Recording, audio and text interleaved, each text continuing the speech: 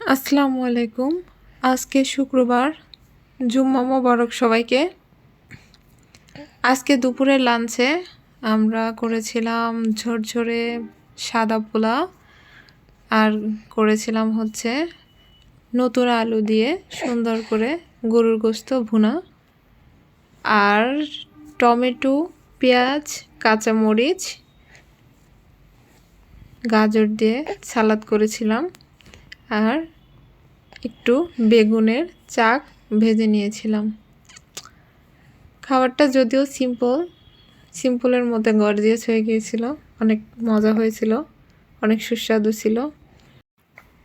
প্রতি শুক্রবারেই আমাদের বাসায় গরুর গোশত রান্না হয়। আসলে গরুর গোশত ছাড়া যেন শুক্রবার জমেই না। আজকের দিনটা অনেক ভালো কেটেছে। এরকম আরও সুন্দর সুন্দর ভিডিও পেতে অবশ্যই আমাদের চ্যানেল সাবস্ক্রাইব করবেন। সবাই ভালো থাকবেন। আল্লাহ হাফেজ।